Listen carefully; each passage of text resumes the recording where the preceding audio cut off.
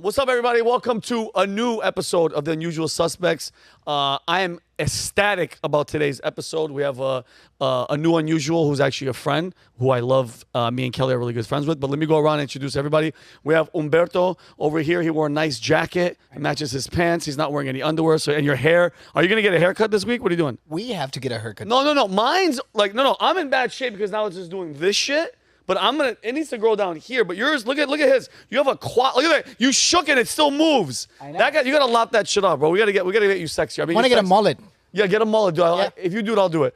Connor's in the house. Connor, you just got back from where? You're just on an anniversary trip to Canada. how many years? How many years? Hit 3 years with my wife last week, which was 3 years. amazing. And are you angry at her? Why would you take her to Canada? Why would you hit her for 3 years? You're like, hey, congratulations. Canada was her idea. It was beautiful. It was relaxing, and it was the gayest place I've ever been. great. So, Where was it? Perfect. Banff National Park. Bev? Banff. Just the word bothers Amazing. me. Rob is here. Rob is watching. I actually was cutting down trees in the park that Connor was in, so yeah, it's good to see you back here in the States. You carried lumber in your Tesla. Yeah, that's correct. And our guest today, by the way, because I had to write it down because I won't actually see it. Well, Kelly hooked me up with it. But you're a former police officer, 15-year sergeant, Colorado? Yeah, I'm Denver. right. Damn, I'm good. Nah. He's a 2-time Heartland Emmy Award winner, author of the book From Boy to Blue. I read it in my car. Kelly actually sat in my car and she's like, oh my God. She took a video and sent it to you. Fantastic book. If you want to talk about, we'll talk about the story about a little bit about the dead body that you talked about. Becoming one of America's finest. He also organized a nationwide research study on law enforcement distress syndrome to help first responders deal with the effects of cumulative trauma.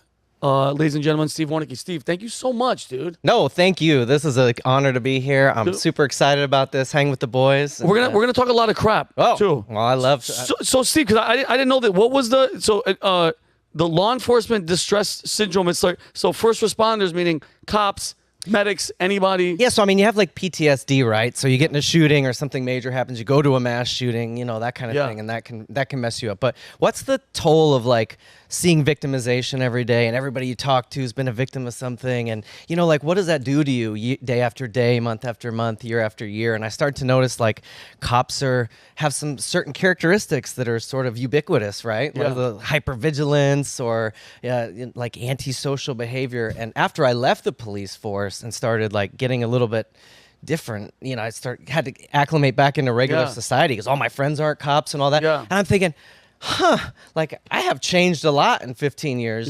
So I did a survey. It was 1,000 cops over the entire country. How long did that take? It was a year-long deal. Okay. Yeah, and we put together the stats, and it was like, the media talks about cumulative trauma, but I called it like law enforcement distress syndrome. Yeah. And then I ended up speaking to police departments about it around the country. So it's fascinating. Yeah. So see, is this happening from is it a one, like, let's just say rookie comes and shows up to a thing and there's a shooting? That, because I was in the military, but I didn't see crazy shit. That one thing, that one event, meaning you're seeing death, you're pulling that right there changes you, period. Well, of course, but I think that's more like I equate PTSD to like a tornado. So that's this one-time traumatic event. There's not a lot of build-up. It just happens suddenly. You're in it, and you got to deal with it. Like law enforcement distress syndrome is kind of like this slow-moving hurricane, just over time. It's sort of like moving its way in, sort of working its way into your. Gotcha. Because you guys respond to. I mean, 15 years, you go to a bunch of shit. Yeah, I mean, like and all the stuff you see really screws you up. I remember one time I went to a call. The guy was just to cover the ambulance call, right? This guy's working a table saw, and a shard of like metal of wood goes into his eye, and it's sticking out when I get there. In his eye? Dude, I already have an eye thing. Like I can't even put drops in my eye. I was just like, so you're not a contact? Yeah, no contact. There's no contacts. I could never touch my eye to get this thing out here. Never.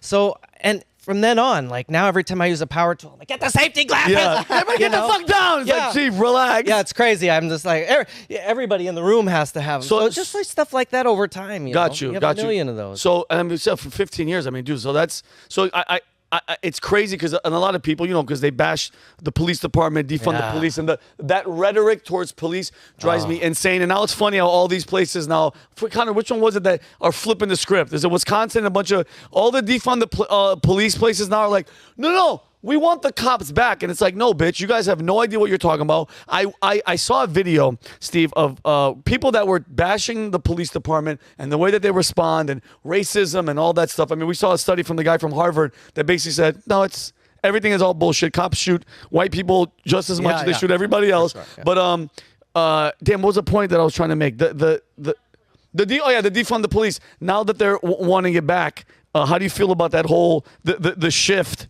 of we hate you, now we love you, now we need you again? As long as people love the cops, I'm happy. The pendulum's going to swing back and forth, of course. Right? You know what I mean? But what a miserable job. It was already like hard enough to go out there, risk your life for complete strangers. It was another thing to go out there and risk your life for people that are like, fuck you. Yeah, you we know don't what give a shit about you. Yeah, we don't like you at all. And that was like, that's disheartening. Following you around, taping you, trying to get you to get your goat. How about going out to enforce unfair laws?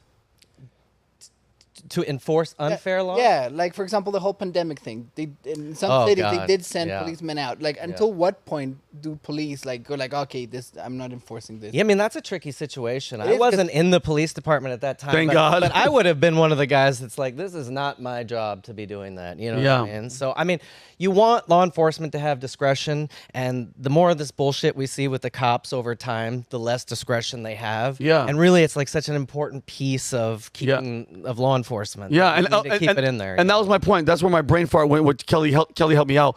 The same with the defund the police. The people that are like, I can do this job. So they grabbed a bunch of people and they gave them a little bit of training, and they said, okay, walk up to this car and let's see how you're going to respond. The person just went like this really fast and grabbed the steering wheel and they shot the entire car. Everybody was killed. And they're like, what do you, and the guy, the reporter had a newfound respect and understanding for, people like you sign up. I mean, I did the military, but police departments every single day. I was guarding shit in the Air Force. People don't have any idea. You are signing up to literally protect fucking people. And I think the rap that you guys have been getting and guess what? There's bad apples in the bunch. I get it. But to shit on everybody, like if a Middle Eastern does something wrong, you can't say F all Middle Easterns. It's not fair. It's not fair. That's basically what Rob does to me. But anyway. Yeah, you do. Rob hates us. But anyway, Steve, I love you. Thank you for being here. Thank you. I'm going to go through really fast the topics for today. There's illegals murdering people, and people are acting like it's an isolated incident. It's not. We had another one a couple days ago. Rob G's going to talk about the flight. Is it the Malaysian flight? Yes, MH370. MH370. 370. I actually heard some other stuff about that too that we could get into. Steve, you're going to be talking about social media and how these people are complaining about making the lack of pay. Weird. Get a job, bitch. Umberto, Men in Black. Men in Black. Wow. I mean, you're kind of wearing I am black, but you're not all the way for the there. part. And then Connor, the Covenant shooter Manifesto, and you have a bunch of stuff to talk about that. I cannot wait for that. Truth is finally coming out. The hopefully. truth is, finally. I saw that before we came in here. And go figure, it's exactly what we thought it was the entire time. Oh, weird. And then I can't wait to ask you why they would keep it from us. Weird. But and before we go there, guys, I just want to say this really fast. I know we do this every episode, but guys, if you want to contact anybody on the show, scan the QR code. If you want to talk to us, I don't get back to emails. I barely check my Instagram. There's too many messages. If you want to ask stuff, if you want to talk about topics, if you want to talk crap, that's the QR code. You can connect me on the app right there. Who else is on here? We have Vivek Ramaswamy. He's on there. Connect with Rob Ramaswamy is actually my name. Ramaswamy. Yes. You want to talk to Rob is on there.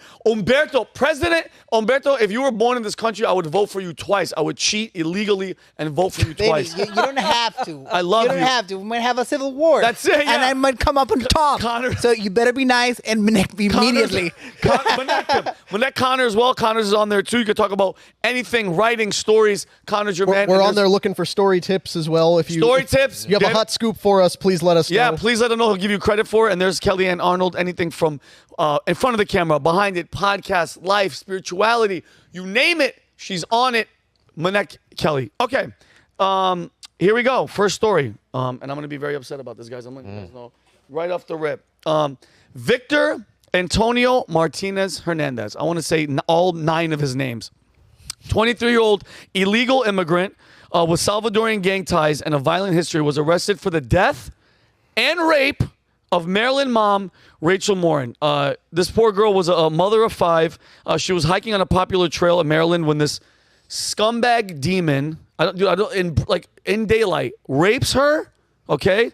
Obviously beats her and then takes a rock, apparently what they're saying is, and smashed her head. And like, listen, I'm not saying rape, but if you're going to do that and then just get your dumb ass out of there. Why do you have to murder the person after? Like, it drives me crazy. You're going to get caught. You're trying to apply logic to an animal, Vinny. That's the thing. Yeah, you're right. Like, there's no logic, there's no empathy, there's no thought behind it. It's just violence for violence. Yeah, okay. Well, very good point. And then a month later, this piece of trash brutally attacks a 9-year-old girl, like sexually assaults her, and the mother in a home invasion a month later, okay? And they, the only reason that they caught him, Steve, they caught the DNA on the 9-year-old, linked them to this piece of shit because they had the DNA. Right, Dude, think about this. Think about this. Oh, I'm going to get you even madder, all right? He had illegally crossed into the United States in February in 2023. From El Salvador after he killed somebody.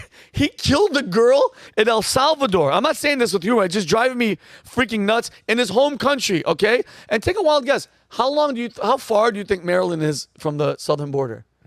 1,800 miles. So when you hear these liberal idiots are like, no, this never happened.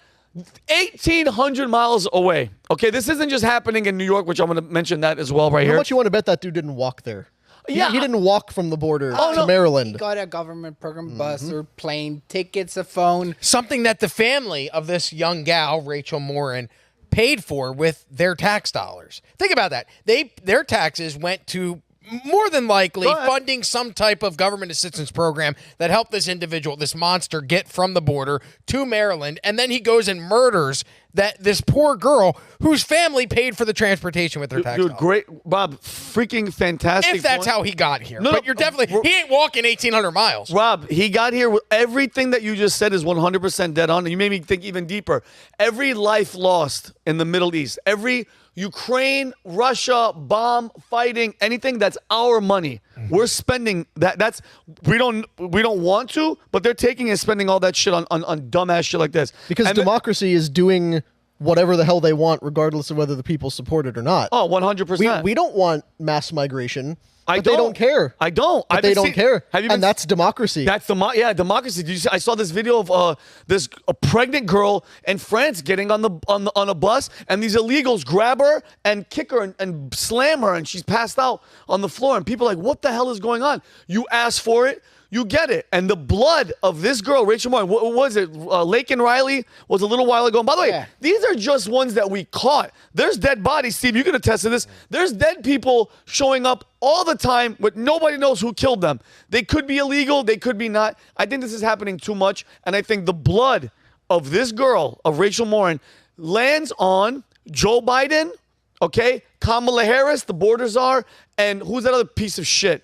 Alejandro Mayorkas. This is all on them. And I'm telling you guys right now, and let me say this right, because Rob told me to choose my words wisely. I don't want this to happen to anyone. But the only way I think that things will start changing, and please let me know, pushback or say whatever you guys want, is until the people like Mayorkas, like Joe Biden, like Kamala, like anybody that is pro-open border, until one of their daughters, one of their wives, one of their cousins, one of their grandchildren gets murdered and raped, and this shit starts hitting home, that it's going to keep happening because they don't give a shit, Humberto. They don't give a fuck. I'm 100% like with you on this. I saw this happening with my very own eyes from the undisclosed location I come from. Yeah. We had another immigrant crisis there. Like I think 2 million people came in one go, and they were raping, murdering, stealing until a politician didn't get touched. It didn't make headlines. Weird. Steve, you see this beyond the cop perspective. You know, Steve, what's happening. I know where you stand politically. You see this happening. You see it. You know what it's for, Steve. Besides the votes and the sex trafficking and all that shit, how does that, as a cop, as somebody that freaking put their life on the line to protect this fucking place for what they're doing. How does this story make you feel? I mean, it's maddening, really, to Yeah. be honest with you. I mean, and if you listen to the left, the narrative is, well, we're breaking up families when we deport people. Everybody's just trying to have a family. We're sending them home. Like, no, there's a process to come here. That's what we've agreed on. It may not be the easiest. It may not be the quickest. It shouldn't be easy, Steve. But yeah, but there's a process. And then especially when people commit crimes and we just deport them. Yeah. During an administration where the borders are tight, that's fine. But then all of a sudden the borders open back up and the folks that we have arrested, detained, and then deported come right back. Yeah. It's a I mean, like revolving banging door. your head against the brick wall. Yeah. You know what I mean? Like, how are we going to... 100% right. And even one of their arguments that we're breaking up families. Look at the videos of people coming across the border. Thank Do you. you see a family of 7 coming across, or is it guys between the ages of 22 and 40 from the Middle East, from China? Like, it doesn't, like that argument that, hey, we're going to break up families if we no, that's not what you're doing at all. You're stopping what they catch 8 terrorists or Eight ISIS suspected- K, which well, I don't know if it's like a new variant It's of a- it's a freaking Russian- terrorists. it's a Russian It's a arm. Russian ones, but there's still a link to ISIS. I thought ISIS was fucking killed. I thought we killed them. Trump wiped them all out, and all of a sudden under Biden, these fuckers are springing back up. And you made a very good point, Steve. We kicked them out. They keep coming back in. This was 2 days ago. An illegal alien involved in a fatal Highway 285 crash in Colorado. Guess how many times this piece of shit was removed from the United States? 16 times.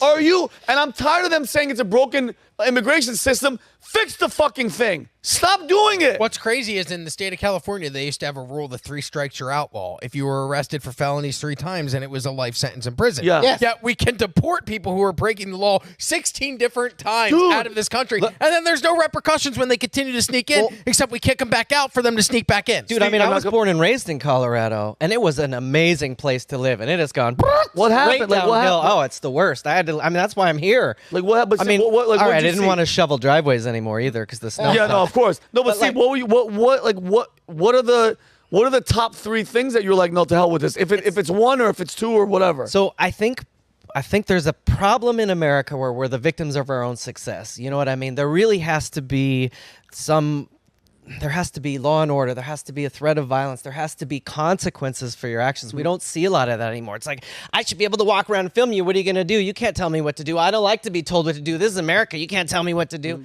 I get so tired of that. There's still rules. There's still things we have to follow, right? So you have like Colorado, especially like weed got legalized. It was one of the first places, which was all right. Okay, whatever. I I don't was give a there. shit. I was there the day it But, happened. Yeah, but like it got weird. Like, you know, there was but the banks wouldn't allow dispensaries to deposit money, right? So then so now they had to deal with cash. They're hiding it in the ceilings and shit. Oh, shit. And then we get burglaries at night, or we get people like kneeling people down, executing. Oh, them, like, shit. because there's like now there's cash involved. So Oh, wow. And then the 16th Street Mall is a great iconic Denver I've been there. tourist I've trap. been there. It's a pedestrian mall. You walk up and down, but you would just be there. And at the beginning, it was like everyone was just stoned out of their gourd. It was like you're in some weird zombie movie, right? Yeah. And then even as the cops, I mean, here we had these protests after protests, and it got to where like there was a time where you could protest peacefully and you know, do what you're gonna do, but don't start fucking up. We're gonna take action. Yeah. All right. And then it got to the point where, well, we better not interfere. There was a night toward the end of my career, was one of the things about me leaving, was that the protesters were going toward our fallen officer monument, which was a granite Yeah. sculpture For people that have fallen in the line of the duty. officers' names are etched in it and shit. They're gonna throw red paint on it. Fucking And we're like, yeah, let's get them, right? I mean, we're not going to let that happen. Yeah. And we were ordered by the administration, like, nope, just let them have at it. do it. 'Cause They would rather clean it up later Then deal with the and that's the mentality of like really like I mean, Denver is up there with San Francisco, Portland, Seattle. It's shit. like, Not a lot. it is- Not a lot of people know that. I mean, as the only immigrant in the panel, legal one, by the way. Thank God. When you walk into a country, you should be walking on the thinnest of ice. yeah. Literally on the thinnest of ice. Like every one of them should be expelled immediately for the most stupid thing. Expelled immediately. You need to be an outstanding citizen if you want to assimilate to this country. I agree. And I try my hardest everywhere to be the best neighbor I can be. Yeah. You know? So people go like, oh, America, if Humberto leaves, America will be a little bit worse. You know? I love that So, mentality. So that's what you need to do. You come in, you follow the rules, and you need to make this country better, not worse. And the other thing is, I mean, at the same time, the immigration system is broken. Like, it's not merit based. Like, I got so lucky to be here. Like, you know, I'm competing against 80,000. I mean, the whole world, like 8 billion. Everybody's people. coming here. Yeah, everyone. Like, but to come in legally here, it's 8 billion people in the world that want to come here, and then they have only 80,000 visas for 8 billion people. So I mean, like if we're missing out on talent, and we're letting in all this vermin into this country. So like, I don't know, they need to change it, make something different. Well, it's because many, many years ago, someone wrote liberal poetry on the bottom of the Statue of Liberty, and then our government has apparently just interpreted that for generations as an excuse to import all the worst people on the planet, essentially. Fidel Castro is quoted at one point as saying he flushed the toilets of Havana into Miami as soon as we started allowing Cuban immigrants. Weird. Because they just empty the prisons and shove out all the worst people who are a drag on their society too. So rather than fixing their own. Maduro is doing that right now. They're emptying the prisons and they send them here. Send them And this is a point I wanted to get to, actually, because you said the guy in the story, Vinny, committed murder in El Salvador. Yeah. If he was a gang member in El Salvador, it means he was likely associated with MS-13. I don't know what other gangs are going on over there, but MS-13 is the big one. That's the one Nayib Bukele is cracking down on. Yeah. MS-13 was actually formed in the United States. It was a street gang. I think it was in California. Yeah, Pretty sure And it's then Cali- all the gang members, or at least most of them, got deported back to El Salvador during the Obama administration. So they just took the gang with them and then started running drugs and sending people from El Salvador here again. So anytime there's an MS-13 gang member, it's like the call's coming from inside the house on that one. We let them get started here. Yeah, And then let them take over El Salvador. MS-13 began in Los Angeles, California in the 1980s. And then you have the military 80s. training all the Mexican gangs down in Mexico. They all had like special forces training. Yeah, they're good. They're worse than ever. Yeah, what And that's was the that thing. one scandal, the Fast and Furious under Obama, where they released a bunch of guns to cartels to try to track Yes. them and then just lost them? They they lost lost them. Like, what the hell just kind of didn't fast know where and they went? dumbass Obama? What an But idiot. bottom, like this country was built by people from all over the place. Yes. And we do great things here. So I think the way the system is set up, we're bringing an influx of the worst, and we're missing out on the best of the best. Yep. Like we used to attract people here. Yep. You know, we everyone that was doing well, they had something to do, they want to dream bigger, they will come here. Yep. And those people are being left out, and then everyone else walks in. Yep. Well, You know- think about that one little incident they don't really like you to talk about all that much, Operation Paperclip, where we took all the best Nazis. It's like, okay, we'll overlook the Nazi thing if you come run NASA for and us. run NASA. That's freaking. Like, all right, okay, you guys were Nazis, whatever. Yeah. We'll forgive it if you help us build cool like, stuff. okay, listen, if you get me from point A to point B, we'll forget about the. make it to the moon, Yeah, if allegedly. we make it to the moon, Allegedly. we'll forget about the genocide. But, and by the way, and again, people always talk about the problem because it's broken. I keep hearing it's broken, it's broken, it's broken. And when I say fix it, Steve, and I want to know your opinion. I, as president, everybody wants to talk their shit. I know Vivek had the closest thing. If I was the president, the first order of business, no effing joke, I would deploy the National Guard because a lot of them are just chilling. Like there's no war. We're not deployed anywhere. All the southern border points, I'd put the National Guard, and let me explain something to you. I would hire everybody. I know there's a joke about Trump wants to build a wall, but Trump, who are you going to have build it? I think it was like Ari Shafir said this joke. Guess what you do? If you're going to come and you're going to bust your ass, I'm talking about overtime, like, you know, in Chernobyl, they had those guys working over. They just build the thing build a fucking wall. I want it to look like Egypt. I'm talking about 24 hours. That's a good wall. Egypt's wall is... It's a big, beautiful wall. I want a wall. By the way, no, Steve, I want to show it to you. Steve, wait till you see this fucking thing. Rob, if you could show it, just flip it at one point. But I would 24 hours a day, around the clock, double shifts, obviously rotating people, build the damn thing. Trump promised it. That's one thing that I'm furious about. I know he said he was going to do it, but the left made it freaking difficult because, it's racist and all that shit. Build the damn wall, and that is it. That's the wall right there. Look at that fucking thing. Barbed wire on top, dug 6 feet into the ground. Yeah, that's a wall. Good That's job, a Egypt. wall. I put snipers on that bitch because I tell people, listen, you are not coming in here. And I put signs everywhere saying, we are full. Okay, we're done. But Vinny, these poor people, they're just trying to get over to a better Steve, life. shut your stupid mouth. Yeah. No, but I mean, but it's like enough is enough. I think it's like the left pandering to the vote, bribing the voters. You know what? Here, take your college tuition. You know what? Forget about it. Forget about it. Yeah, forget about it. Yeah, who gives a shit about your college just print tuition? some more money. Yeah, hey, but let all the immigrants just let them in. Yeah, Come come on, on families. in. We're breaking up families. And I love how they pass it off as if we give a shit. Like people are sold on the fact, like the left, like we care. Like, and I love how they always refer to the Statue of Liberty. They're like, it says, bring us your poor, your weak, your no. Fuck. Listen, guys. Enough is enough. It's over. I'm done with it. And by the way, just yesterday, this happened. An illegal migrant. Oh, Kelly, you want to show this wall? Show this wall. Look at this. Oh. Look. Oh wait, this is Aegis wall. Look at those people. Look how disappointed they are that they can't get over it. Look at that. That is a wall, and nobody's getting over that shit, bro. If you fall on the first barbed wire, you're gonna fall on the second and the third. Except for one occasion that they don't want to talk about. They go to. Well, the one guys I got over? Yeah, the one guys. Those Mexican guys, they're the Mexicans, but they were not playing games. But this is back to the point where people say it's an isolated incident. Just yesterday, an illegal immigrant was arrested for raping a 13-year-old girl at knife point in broad daylight. I mean, it's the regular daytime, and he's out there. And by the way, the guy was caught. The guy that caught him was a Puerto Rican dude, and he beat the shit out of him and tied him up to like a pole or something, which I absolutely love. Dude, they could never do this, but you know what they ought to do? I mean, I have sat with a young teenage girl who was raped, who came home and didn't want to tell her parents because she'd snuck out, and then, and then showered and then changed clothes and then got back in the shower and still bleeding, blood all over multiple clothes, just found her in the shower crying. I mean, we can't ever do this, but if you could listen to the story, because you tell the story of a 13-year-old girl was raped. And that's it. But if you could hear her recount this, and if you could watch her tremble, and if you could see the bloodstained clothes and her eyes just looking past you, like, this is damage. You know what I mean? That's the kind of shit that really like lands at you, but you don't get to see that. You just hear the headline, 13-year-old girl raped by him. Yeah, well,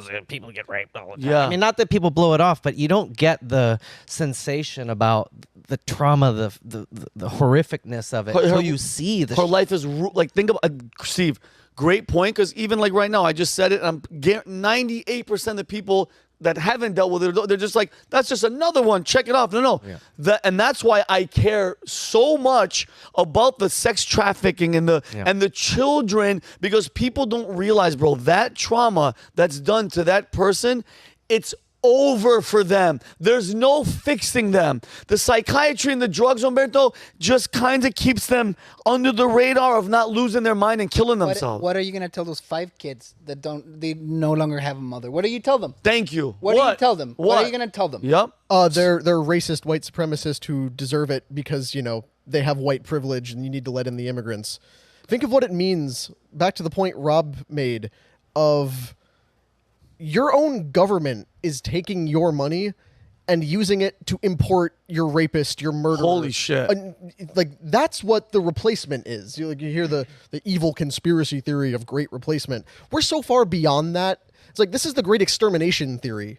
They are bringing in people because they want to kill you. They want to see you raped and murdered, driven from your home. Like, that is the point. And the fact that our own government, the people that are supposed to represent our interests, are doing it, that is a betrayal on a historic level, something that we probably have never seen before in our certainly the recent world history. And the total amount of money that we've given to other countries to secure their own border, particularly Ukraine. Last week they announced that they gave Ukraine another $1.5 billion, making the total since the start of the Ukraine-Russian war, it is $176.8 million. Billion. You know how much we've spent securing our own border in the 2 years since that war happened?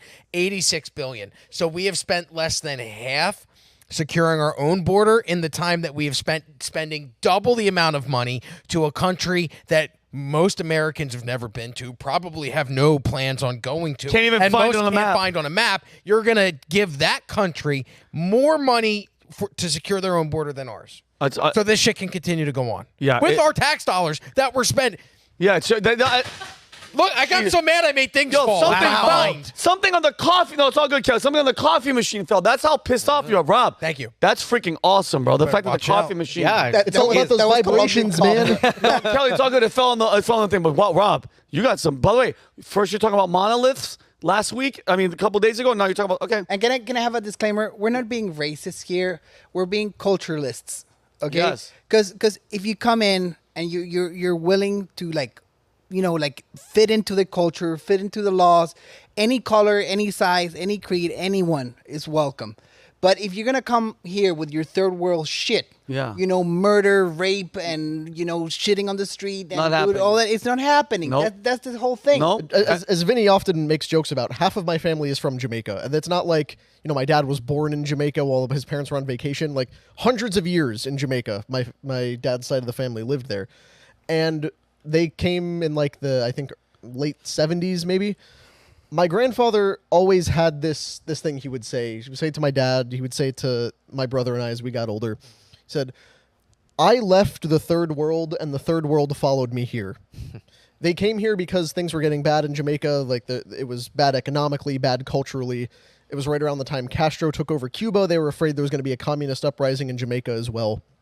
And the family was just like, they were desperate to get out. America was what it was supposed to be, which was, the promised place to go build a new life, work hard, build yourself into a new station in life through your own efforts. And all these years later, they've seen everything else that's followed. And it's now no longer people coming here to work hard and build something better. It's people coming here to take, people coming here to tear down what already exists.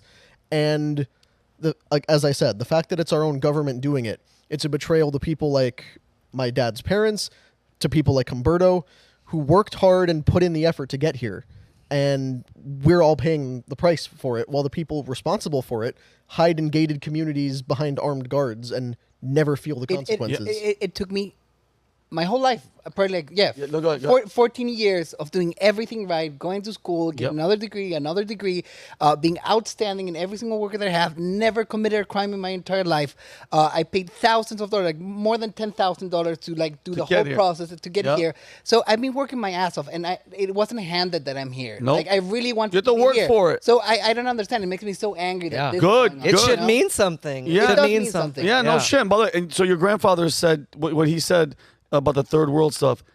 You actually said it wrong because he's Jamaican. He said, the third world, I left it, man. That's he said, and it followed me, boy. Which is exactly how he said it. That's exactly how he said so. The third world didn't follow me. It followed me here, whatever. Okay, listen. All right, guys, we're going to be moving on. Rob, Malaysian flight MH370. That's all I've been seeing is this plane and this other guy that we're going to have on the podcast at some point showed the video of some orbs. Ashton Forbes? Forbes, he's going to come in trouble. Right. Rob, please talk to me about this damn flight because it's been a freaking mystery conspiracy for the past God knows how many years. Well, yeah, so the plane disappeared 10 years ago, which is crazy to think about. 10 years ago, a plane flying from Malaysia to Beijing disappeared.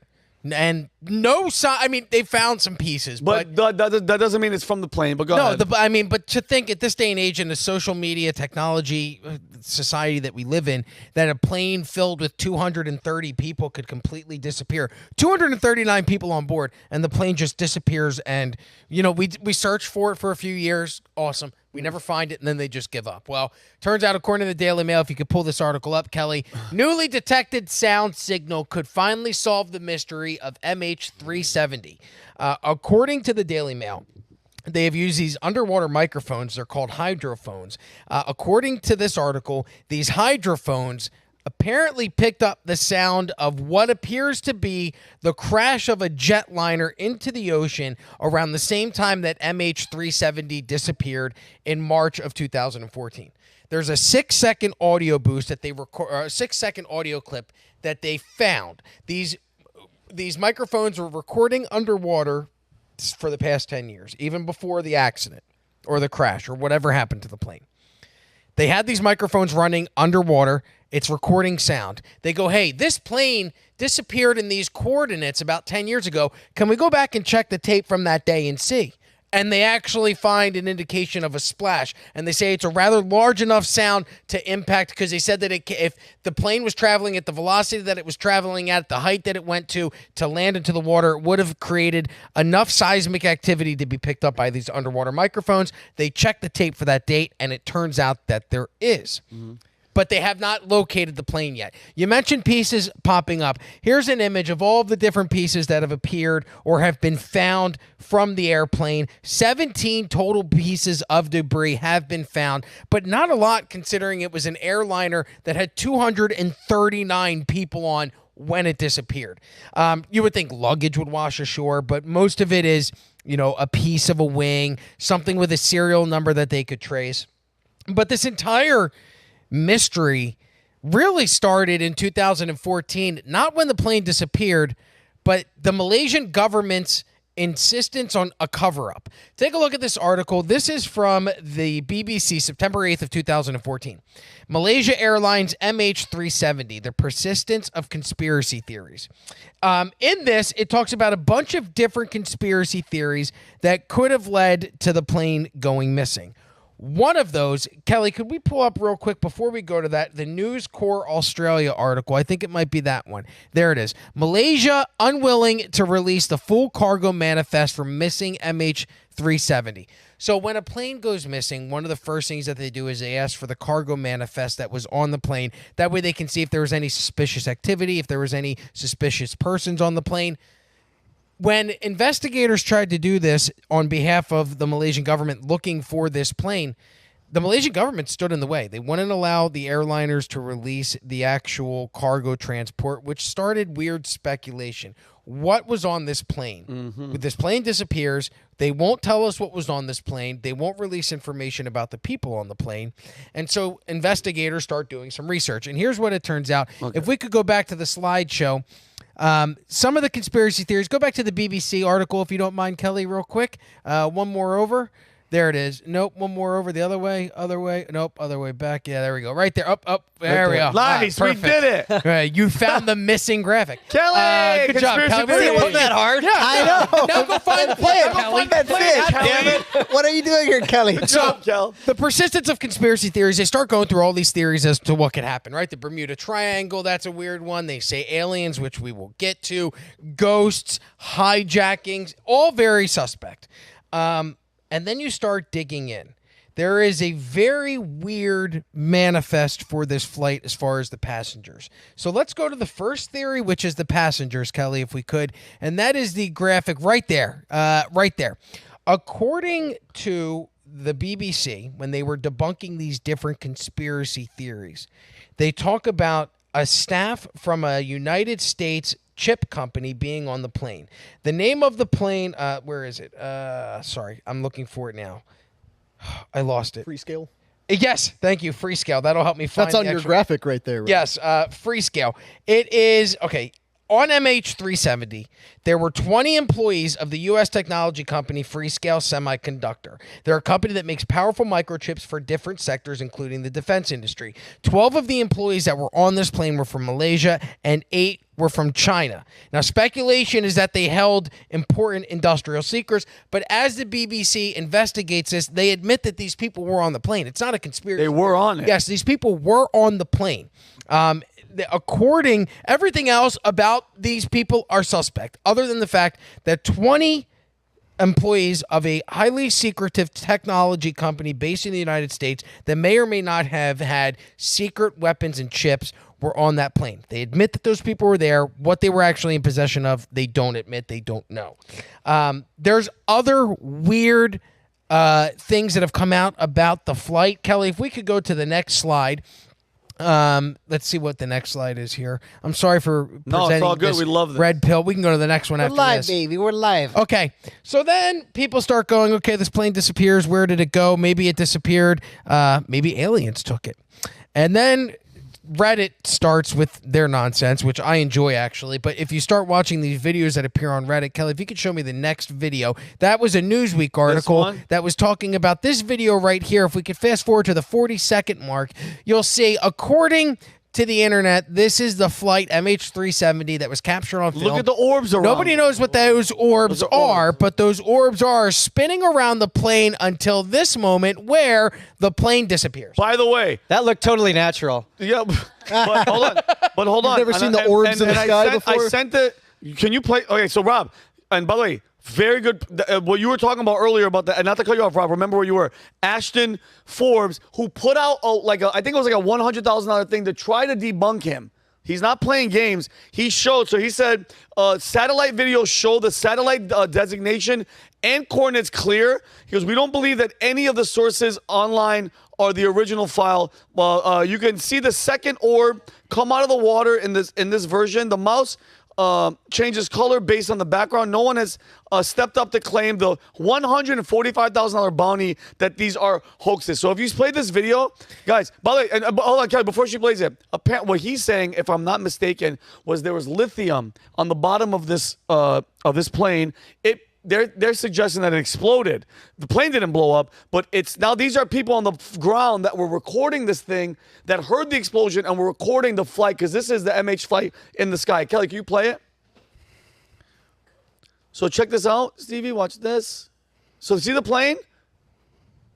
So, and by the way, they did the lighting, how it goes through the clouds, and see the smoke behind the plane? That's Chemtrails. No, right, chemtrails on top of that, but that's from the explosion, they're saying, from the plane. And then do you see the orbs? Watch this. Watch this. See the orbs coming in, Rob? Now those little white orbs are spinning around it. Spinning around. Wait, and then it disappears in the cloud. See the orbs? Look at that shit, dude. Which is very similar to Kelly, the you other see it? video. Look. And it keeps going. And guys, he proves it here because the watch where it goes to the cloud. And then, see, this is crazy because he put out the $145,000. Nobody wants to put the money up for him. And then, guys, he's watching. He's watching. Wait. It's right between these two clouds. I've seen this. Okay, watch this. Humberto, do you believe this? Can he provide the original video file? I would like to. This is boom, and it disappears. So Rob, please continue. But guys, with the amount of shit that I've read just in the past month, CIA secrets and other, I don't not believe. That's why I bring it up. So I also have that video. Oh, my bad. I'm sorry. It's good. No, it's perfect because you led right into it. So Kelly, we don't need to play that anymore, but it is very interesting. So Ashton Forbes comes out with that information in November of last year. Yeah. And now they're saying that they found the plane, but from hiding the cargo manifest, from trying to cover up the passengers. Remember there was the pilot had a flight simulator in his home and was suicidal and may have flown the plane to a level where it deprived the cabin of oxygen and everybody died on the plane and then he crashed into the ocean. Story. All kinds of weird theories, but the only actual evidence that we may or may not have is what people have put out on the internet are these videos of a plane disappearing, and we've seen UFOs in the sky. It doesn't mean they're from outer space. They're unidentified flying objects. They could be man-made, they could be government-made, or they could be some other forces made them. There's no denying that there are other objects floating around in our atmosphere. We've seen them. People have seen them. People have taped them. So the question becomes, okay, what do you guys believe? Do you believe that any of those orbs or UFOs that we don't know what they are any of them, could they be implicated? Could those have been UFOs flying around? Is this just bullshit on the internet and people looking for clicks, or is there something to this? Steve, what do you think? I mean, look, I think in this particular instance, there's so much habeas bullshit. You know, like your spidey sense goes off and there's enough of this shit. Like, you see this in all kinds of areas, right? We're like, well, the manifest, and they had some stuff on there, and there's like the government's not being very forthcoming. I think that's your first clue that it's probably not aliens. Yeah. I mean, having said that, I would not discount. Nothing would surprise me in this day and age. You know what I mean? No shit. You hear all the presidents go, I mean, I have shit I can't tell you. You know what I mean? Yeah. So I'm like, if there was aliens, maybe there's aliens. Yeah, I'm not gonna. Well, think about the 17. How many thousands of documents for JFK they still haven't released yet? Yeah. And Trump was like, no, I'm gonna do it. But then after he saw them, he's like, no, Yeah, I you saw can't. the lawyer going like, don't. The lawyer's like, don't do it. So Don't do it. I understand like skepticism with anything, bro. With just a video online. But the thing with Ashton, this guy put out a $145,000 basically challenge. Try to disprove me. I'll do it live and destroy you. That video, and nobody's come forward to debunk it, is so far accurate, Rob. I'm like, let's just be honest. No, because bro, if anybody could debunk it in this day and age with social media and internet, somebody would be like, yo, dude, you're full of shit. I'm debunking you. Give me the cash. Yeah, we live in a day and age where clicks are what cashes people's paychecks. So you live in a click-based environment. You would think that somebody who would want to debunk this outside of the $140,000 bounty would just do it for the notoriety, and yet nobody has. Nobody's done it. But the thing is, two things. The first thing is, when you introduced the whole thing, you said you talked about underwater microphones. Like, I got stuck there. I'm like, wow, that's fucking amazing. Imagine doing a podcast there, like just getting scuba suits and going all the way down. We'll speak dolphin. I don't know, like whale farts. It's incredible. Yeah. Like, where can I get those recordings? And I don't know. But the second thing, and this is a question for Steve. Like, all this going on, like, I don't disbelieve this because it can happen. I don't trust the government or At all. trust anyone for whatsoever. Like, if there's smoke, there's fire. Like, something wrong is surrounding this. Like, we can feel it. If it's still in the news 10 years later, like, maybe, I don't know. Yeah. Like, we were 15 years with the police, right? Yeah. Did you ever come across, like, get to, like, a mystery? Like, if you were investigating this, did you ever come to a point that, like, Steve, step down, we'll take it up from here? As far as like administration saying step down, we'll take it from here. Yeah, like, from you doing a case or find something doing a case, I don't know. Like, did you ever get to the border? Like, this was thing? there anything? Yeah. Was there anything where somebody was like, Steve, turn around and get the fuck out of here? Yeah. No. Come on, Steve. No, Come on, no, Steve. I'm going to be It's a honest with you. podcast. I will 100%. And I will tell you that from the time I started, there was so much fear about being the guy that covered some shit up. You know what really? I mean? So, like, I pulled over, it was a commander at the time. It was his nephew or something for DUI. You know, he's like, yeah, my uncle will have your job. And I was like, call him. Fucking call him right now. Here's the phone. Oh, really? Give him a call. Call him. Get him on the phone. And he did. And I was like, oh, well, first, like, oh, shit. I mean, like, I did not expect that to happen, you know? That's so and the funny. guy's like, yeah, I mean, do what you got to do. I don't know why you're calling me. Oh, and I'm really? like, yeah, okay.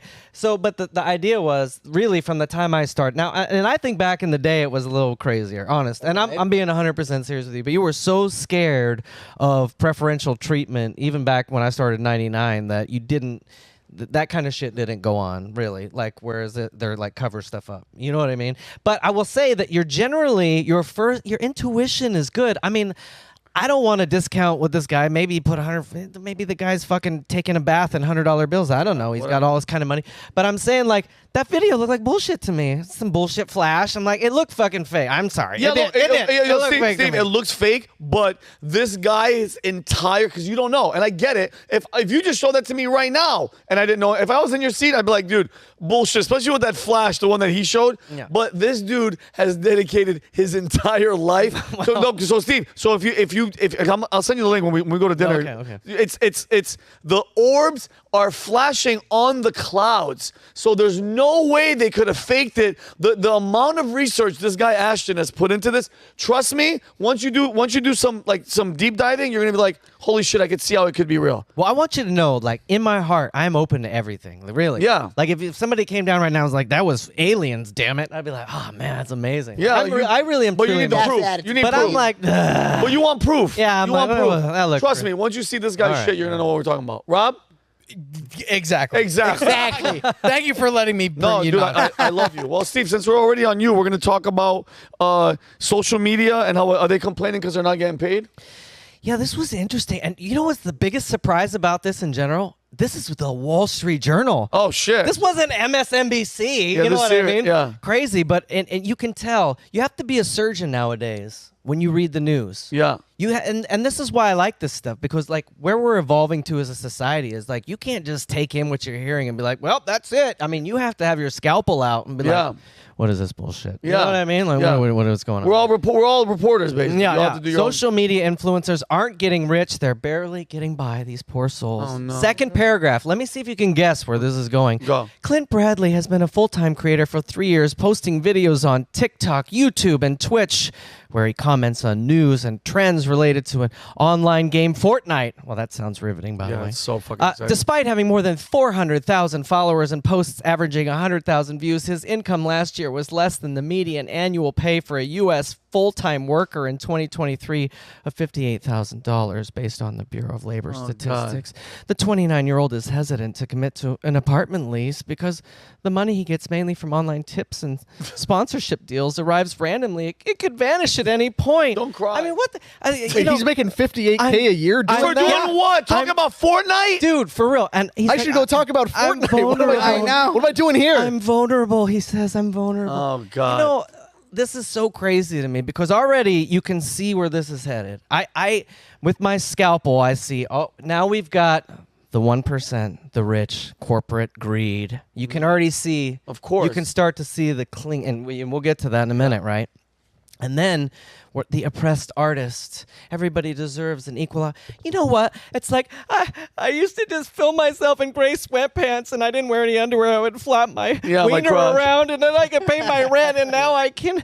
Vinny, isn't that how you got started? That's how I got started, so don't You know talk what I shit. mean? Or like some ladies like I used to just like watch videos that I didn't make, and I would point at them and Yeah. laugh, and you And could just watch my reaction. It was just priceless. Yeah. And now I can't fucking buy eggs. Yeah. You know what I mean? Like, Stupid bitch. oh God, I mean, you guys, we live in a country where you can think about this back in the day when I started in radio in 1999. You couldn't edit anything. It was raw. Edit Studio Bay was like $3,000 an hour. You can go buy a bunch of crap on Amazon and with your phone record in 4K, and you could put out your own content, right? Mm-hmm. So there's this big influx of supply of content creators because there's some kid making $30 million opening Christmas presents. I saw. Don't even get me started. You know Or what I that- mean? So like, it's a great opportunity for us, but also it's evolving. So now the market's saturated, and Big time. the money's dried up. TikTok's an evil Oh, no. Yeah. corporation, and the 1%, and they've got all this blaming money. they're blaming the top people. It's like, so annoying to me. Yeah. You've got to you can't be Blockbuster. No. And just be like, well, we figured out something that works. It should work forever. This Yeah. is bullshit. You Yeah. know what I mean? Yeah. No, like you got to adapt and overcome. Yeah, and recreate your fucking Well, self. think Everybody about else is the. You remember the TikTok NPC challenge?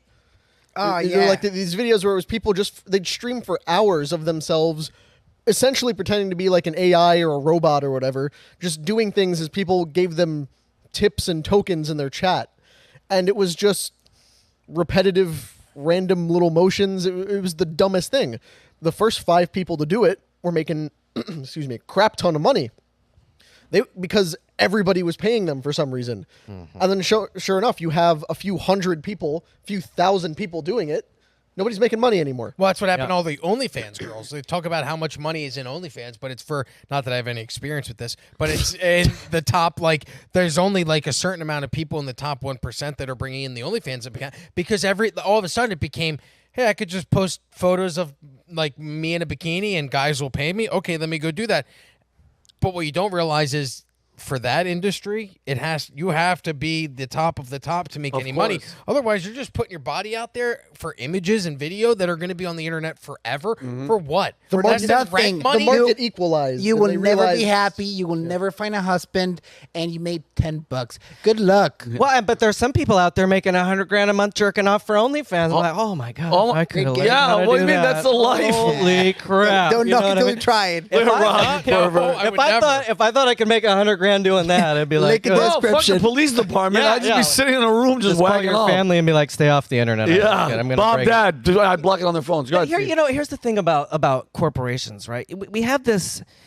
You have this idea that America's this place where you can come and you can work hard and you can make it, and that was always the thing. And then people that did it. I mean, think about the people, Johnny Carson's or whatever. Like, oh, great. And now you're a piece of shit. You know, you look at Jeff Bezos. This guy. This is my great analogy. This guy woke up one morning and was like, you know what? I want you to be able to order any damn thing you want, and I'm going to get it to you in 2 days. And now it's like overnight. Oh yeah, it's You know what I fast. mean? Yeah.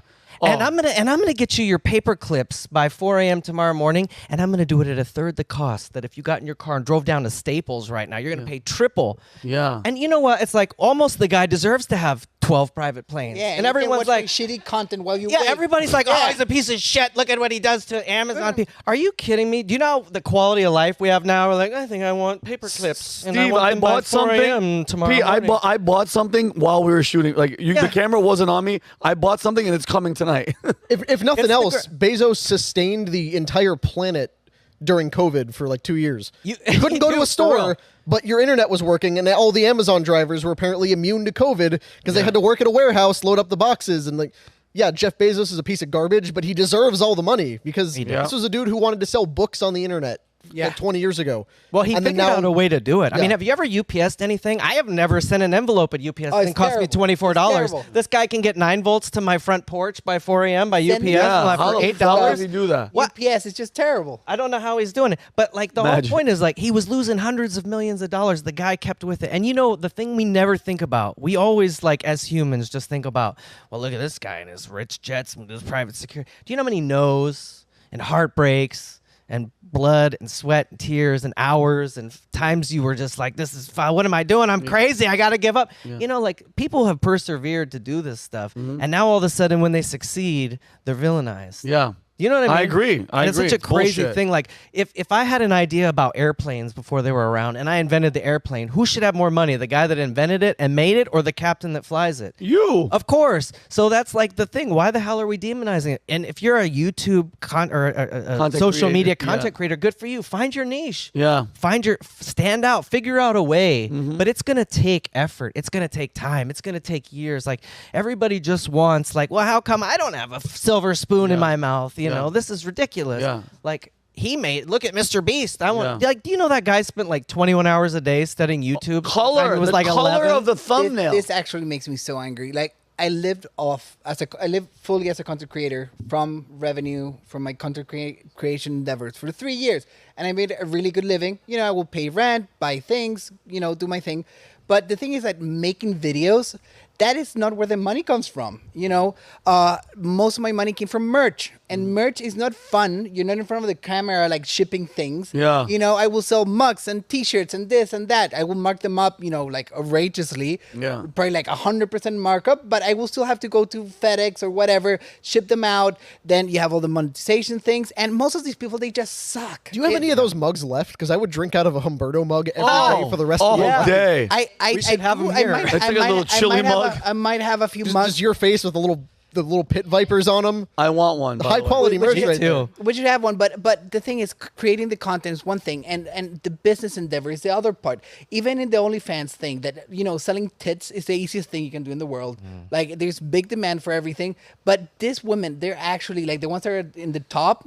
They're actually like businesswomen. Yeah. You know, Of course. they write off all their expenses. Like Amorath, that is one of the top creators.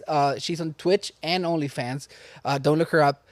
Which basically, if you're a female Twitch streamer, you're just doing it to plug OnlyFans. Yeah. She has her finances so tuned that she will write everything off, and she realized that it's more expensive for her to go get food than ordering through DoorDash. Holy Like that's the level of business we're She's talking smart. about. She's smart. All right. Well, let's move along. Just one last thing here. Yeah, go That ahead. the Surgeon General has talked about. What is this? This was What did he this was say? from Politico, which you know Yeah. I have to like be on an empty stomach. Whatever. A push by Surgeon General Vivek Murthy to slap tobacco-style warning labels on social media has galvanized support. Wait, what does that Like, mean? first of all, does anybody think the warnings work? You know, we got warnings like strapped to everything, right? Yeah, no. I think the surgeon. What is? I know they've changed, but what does the Surgeon General do? The last great thing they did was like the cigarettes and tobacco. Everything that I like has a warning on it. I'm yeah, sorry. but also like our warnings are kind of like this product may cause cancer. If you buy a pack of cigarettes in like Europe, they're like a skull and crossbones. Like, They you're have gonna di- fucking die if you buy this shit. They you have know, pictures of dead kids or like. yeah. So it's kind of weak anyway, but like I just thought it'd be fun. Like, well, the problem was we didn't have a warning about social media. That's been the problem That's all along. what it That's why all was. these kids are depressed and don't have any social skills. Oh, you just solved it. I did. There wasn't I a did. warning. But I thought we could have some fun with this, and I thought we could come up with some warnings that we might put on social media. Like, All right. for instance, like Twitter, which I'm just, it's Twitter, it's not X. It's you know, X, yeah. whatever. Okay. But I think, like, you know, it's pretty nasty. I don't know if you guys know that. Oh, I mean, there's porn it's pretty on nasty. X. Well, the warning should be anytime you open a comment section, warning may contain nudes in bio. I mean, I was gonna say you're about to see a lot of D's going in some P's Yeah. and some M's and maybe some A's, just whatever you're into. You know, like that could be Warning. the warning. That could be Surgeon General, just D's going in P's. Be I love careful, that. I right? love it. I think Good. Facebook, you know, Facebook's interesting because it's like you're about to read about a lot of people's pets dying. Oh, and, yeah. and also like you're gonna hear about that shit every year forever. Like not before, just the year of the pet dies. Warning. Yeah. You're going to see people that you can care less about with I know, kids. warning, your mother-in-law's here. Warning, please read this post carefully because we want you to reply a specific thing at the end or else I'm going to know you're really not my friend. Yeah, it's like, shut the fuck up. Warning may what I mean? contain Like- boomers falling for AI-generated photos. If only we'd have thought of the damn warnings, man. Dude, the warnings would have helped They would so have much. solved I all know. the problems. And then you wouldn't have crying people right now going, I'm not getting paid. We'll be But like, we on put a a- warning on the border, Vinny, and just say, warning, you can do whatever you want. When Yeah, you're warning. On a We don't serious give a thing, though, fuck. with the Surgeon Generals, I don't oppose the idea in theory of the medical establishment in the country realizing, okay, social media is really bad for kids. It's causing mental health problems. Like, we should do something about it. Yeah. Putting a warning label on it is not the same because it's not a product you can pick up like a pack of cigarettes. Right. And we did successfully, raise awareness about the risks of smoking. We didn't eliminate it, but we certainly stigmatized it to the point where it's not as common as it used to be. But you can't do that on social media with a warning label. Yeah. But at least it shows their heads are on the right track of like, okay, we should make parents and the public aware that, yeah, don't let your kid be on social media for 18 hours a day. It's going to fry their brain. If you are a parent and you love your kid, don't give them unrestricted internet That's the access. thing. What I The onus is on the parents Yeah. here. My son is on his way. I love her to death, my mother. They are on their way to New Jersey because they're going to do July 4th at Gettysburg. Oh, shit. Yes, Wow, my son's a that's so huge nice. history buff, and so my parents... Well, he gets it from his father because you were at January is- 6th at that the is Capitol. correct. I'm a patriot. You're an angry patriot. And You're a I'm patriot. I'm a hangry patriot. Hangry. And it's funny because they left Monday at 7:35. I get this text message. He left it Monday at 7:30. How old your son?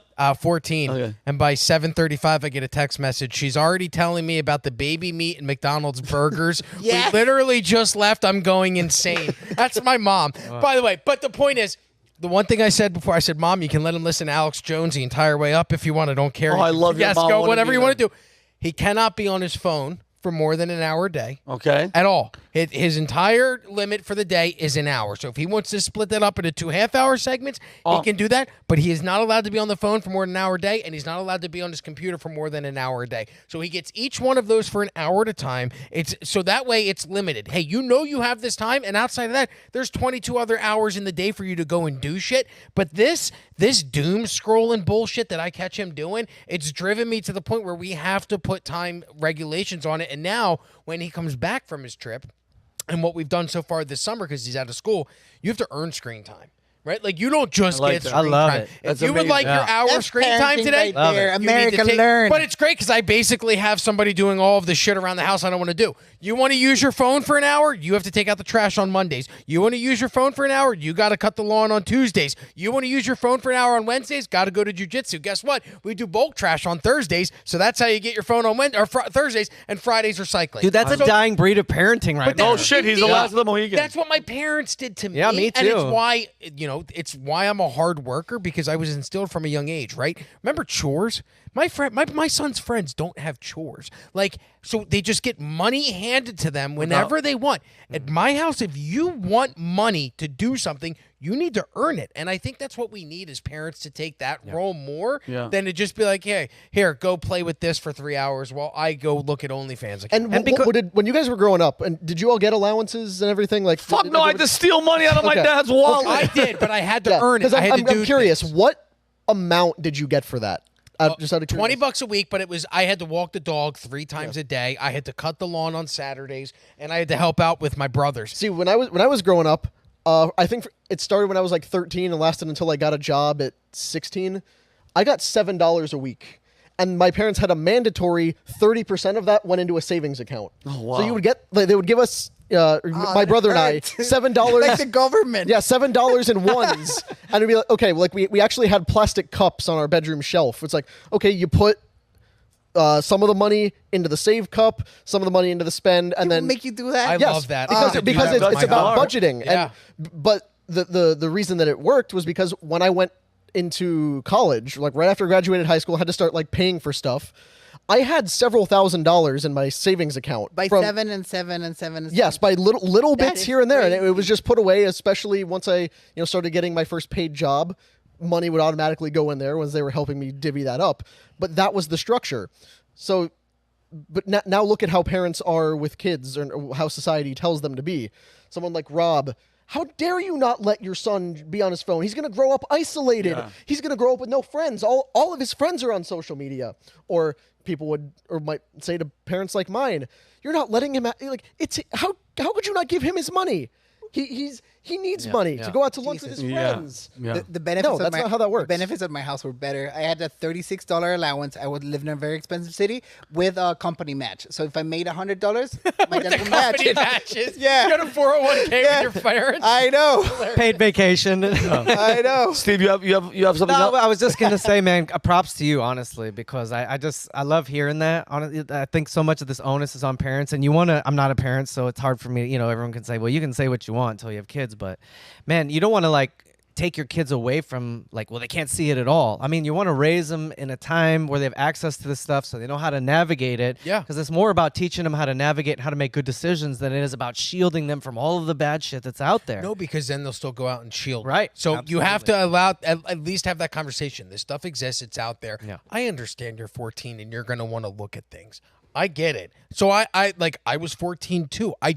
But you can't protect them forever. Yeah. The best thing you can do is try and help, because the reason why I started this regulation was because I'd find myself doing the doom scrolling. And I went, wow, if this is that addictive to me at 37 years old, imagine what it's doing to my kids at 14 and 5. Oh, forget it. So it's why even allow these devices to give them that opportunity? Let's just regulate it a little bit better. Dopamine. Steve, I love you.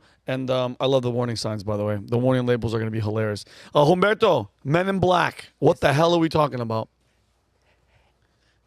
Actually, no, I'm ready. I'm ready. I love you. You have a lot of notes. I know. I do have a lot of notes because I went down the rabbit hole. Okay. As usual. I really lived there. You're in the rabbit hole. You didn't go down it. You're in it. So you guys probably heard about the 1997 hit film Men in Black. Yes. And something came up on the news. If we go to the next slide, obviously it was a Florida representative that got visited 2 weeks ago by the Men in Black. She really did? Yeah, she an unnamed staffer said there was something going on in a military base. She's Air Force, so she went to investigate the situation with UFOs, and she got a visit from man dressed in black. Shut the hell up! This is actual news. So So why am I saying and bringing up, the 1997 hit film? Because I think it's a psyop.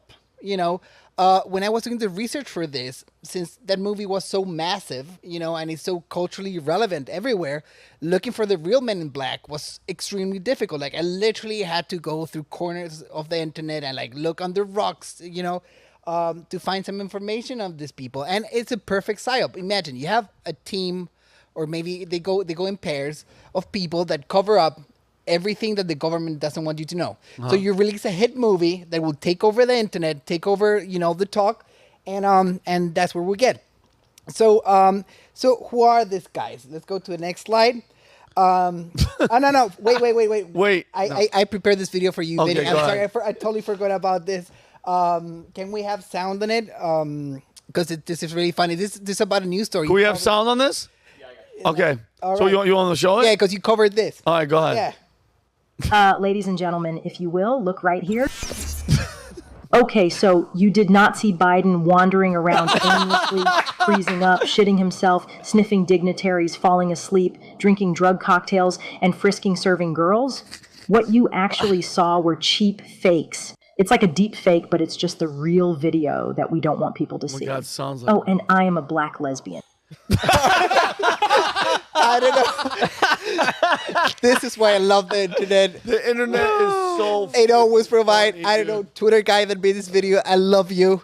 Put it in the comments. You're the best. Oh my God, that's so freaking funny. So if we go to the next slide, this is not how they look like. So this description, they're described as men dressed in identical black suit, white shirts, black ties, and black fedoras. They're not wearing the fedora there. That's psyop. Oh, geez. And good that they're not. Imagine how uncool would it be for them to wear fedoras. Yeah, back in the future. Fedoras are not acceptable at any time, any point. No. And if you think you're getting away with a bowler hat, you have another get thing the hell coming. out of There's here. one man who's allowed to wear a fedora, and that's Indiana Jones. That's it. And Frank That hasn't Sinatra. That's the exception. Relevant in a long time. So let me see. They have pale skin, sharp and angular features, sometimes appearing almost expressionless and doll-like. They exhibit robotic behavior, mechanical demeanor, and they speak in monotone voices and clipped language. Where's this description coming from, by the way? Because you're quoting from something. Who gave that description? The internet. Why are you checking my sources? We're talking about cryptos here. He's fact checking you live. Nah. Just curious.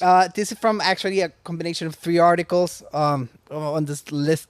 Articles, whatever.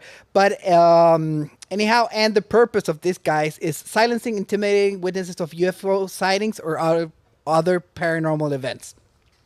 So this guy right here is probably Kelly's uncle. His name is Kenneth Arnold. Kelly! Yeah, I know. Uncle Arnold. Uncle Arnold. Maybe Kelly's an alien. Kelly might be a Maybe she is an alien. So the first sighting was in 1947 in Mount Rainier, Washington. Arnold used to work for the aerospace industry. Okay. And he knew too much. He knew too much. Oh, great. So he was visited by 2 strange individuals that, according to him, communicated by telepathy. Like, Shut up. Not even talking, just looking at him like... yeah, just looking at him, he knew what they were saying. And the second, and probably the best document, I have a video of this guy. This is actually a scary video. Oh, shit, let me see.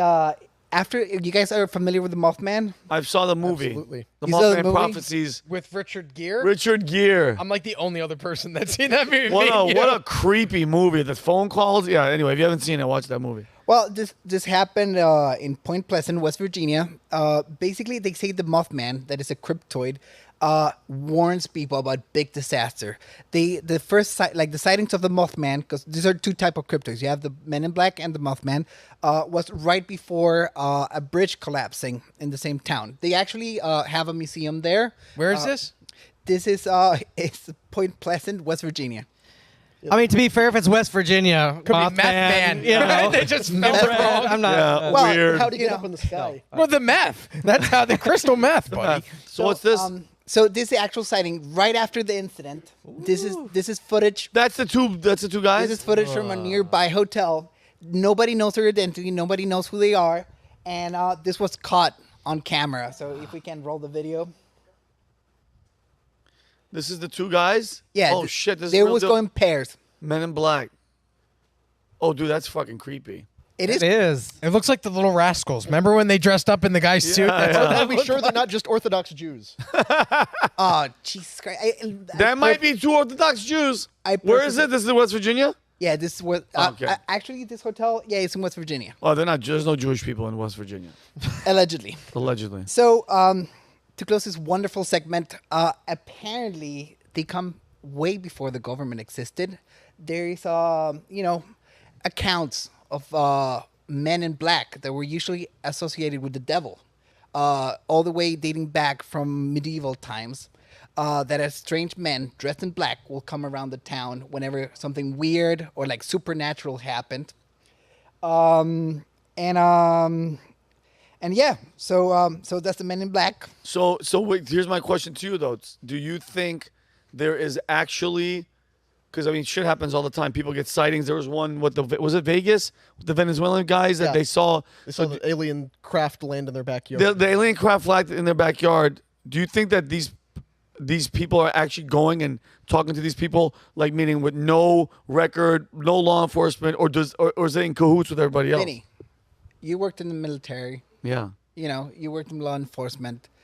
We all know the government has things that are secret. Big That's why time. we have clearances. We Yeah. have secret, top secret, and then There's other- higher than There's top way secret. higher, and then it's segmented into different types of secret. Like nobody in the government knows everything, allegedly. That's what they're supposed to do, though. They make it to where It works like a tree. Yeah. Like the bottom of the tree will be secret, then you go to top secret, then you go to top clearance, and then it branches out so not a single person doesn't know everything that they need to know. So if we have these secrets, and the government has secrets that are in their best interest to keep secret, how come we don't it's obvious that we're going to have some type of law enforcement or military branch that will enforce this, Yeah. because that's what it is. I don't know if it's CIA. I don't know if the FBI will fall under this. Like we have, what was it that we talked about the other day? There's like 14 different intelligence agencies that we don't know, and those are the ones we know about. Yeah. So, like with the supernatural aside, like I'm 80% certain that there's people tasked with unseeing things. Oh, like what do you think, Steve? Do you think this is like like the Men in Black? I mean, we saw the video of the two guys, and I know you know the movie. But what do you think? You think there's an organization that goes around if you see something and you saw, and they come to you and they're like, "Hey, listen, you didn't see shit." Like that, not with the stick, but just actual conversation of like, hey, listen, there's no cops there. Now you're home, you're chilling. And a group of people comes. Well, they're probably not even dressed like that anymore, but it's like, hey, listen, Steve, you think you saw this, you didn't see this. Keep your fucking mouth shut. I don't know. It's I've always this is an interesting question because at one point I'm like, nobody can keep a secret about anything. Like Lewinsky's blowing Clinton, and everyone's like, and then the other point, I'm like, but we have a lot of secrets, and and a lot of them probably we're better off not knowing, right? So yeah, I think there's got to be some truth to this. Really, I think so. I think so too, Rob. I know you're one of these freaking. Well, I believe that there are a government agency we're not aware of that goes around and suppresses information. Do I think they go around like they did in the movie? Probably not. But a lot of what, if you believe in predictive programming, a lot of what predictive programming is them telling you things that come to fruition eventually, right? Well, could this have just been reverse that, right? Because these guys, like you said, if it is a government agency, it's been around for longer than the movie, right? I mean, the first sightings are from 1947, and then you had like at least 20 to 40 sightings that they've been confirmed by. Yeah, I don't believe they go around in like the souped-up Lincoln Continental that they did in the movie, and they have the memory erase thing. But I do believe that there are people that go around and get like. I wonder if the guy, John Paul Mac Isaac, the guy that we had on, the guy that Hunter Biden, the laptop guy, I wonder if somebody went to him and went, that laptop never existed. And he goes, no, it didn't exist. And if you continue to tell people that it did exist, something's going to happen. Yeah, I mean, if you people that you love, yes. If you threaten people enough, like it's enough, and it's a sincere threat, right? If you had somebody, if I said, Vinny, if you go and talk about this, I'm gonna kill you. Everybody, your family, somebody in your family's gonna disappear. Like I think there's a point at which you're like, you know what? Let's not even test this theory. You know what I mean? Why would you? Yeah. What do you think, Connor? I don't get into it very often on the show because we have other stuff to talk about. But I am a firm believer in a lot of different cryptids. I love cryptozoology. I listen to podcasts about it all the time. So I believe Bigfoot was a real thing. Nice. I believe, Nice. like I'm a firm believer in like the relic hominid, the Nephilim. I think giants still exist. Mothman I've read up on a bunch. It's a subject that I find very fascinating. So if all that is real, there has to be some kind of buffer between the general public and the knowledge of these things, because like we have stories about this stuff going back thousands of years. So it's not a perfect seal on it, but people experience these things, and then so many of them say yeah, and then people showed up and told me not to talk about it. There was a threat that said, hey, if you go forward with this story, we're just going to make you look crazy and nobody's going to believe you. So these things do happen. I don't know if it's, supernatural men in suits that rise out of hell to try to block things off. I don't know about that. That's pretty deep internet. How about aliens? Are they cryptids? Do you think they're cryptids? But my opinion on aliens is a little bit different, and we've talked about that the other times we've gone into aliens on the show. And I find it very ironic we're having this conversation so soon after Billy Carson was on PBD podcast. If you missed that episode, that is a trip and a half to watch. Wait. So make sure you go do that after you watch this one. But if the government is keeping all these other things secret, like if you believe they have the capacity to block the Kennedy assassination from coming out, they do, and of course they do, then they can probably cover up all these other things. And it's very easy to go down the rabbit hole. I'm sure there's a lot of insanity mixed in with all the true things, but that benefits them. They want the craziness to make everything else sound crazy by association. Okay, I don't know what happened in New Mexico or Roswell. In the 40s, but something happened, and they have gone out of their way to make sure nobody can answer that question. Yep. So they promote the crazies to discredit all the people who actually might know something. I agree. They're so good, and they're so good, bro. But I just can't wait for one day. Like, I don't know if when we die and life is over and you get all the answers of everything, but you're not going to be here to tell everybody, like, you assholes, it was real. I knew it. They're here. They're in the damn cave. They're like the ocean. Just like when I die, I want God to just take me and put my head all the way down the ocean and be like, look in there, you asshole. Look at They were here. They're here. They were here the whole time. Aren't you glad nobody told you what was down here? Yeah, the whole like, time? holy shit, there's a whole civilization. But Alberto, aliens, real. I believe it. Last story. Connor, the transgender covenant shooter, a manifesto's out, and who leaked it and what the hell's going on? Well, on that note of government having the ability to cover things up, let's get into this. You guys remember the shooting at the Covenant the Covenant Presbyterian School last year? Yep. Horrific incident. A transgender shooter, female who identified as male, went in and killed 6 people. I have some of the details here. It was March 27, 2003. Audrey Hale, a 28-year-old biological female, identifying as a male and using the name Aiden, opened fire at the Covenant School, a private Christian elementary school outside Nashville.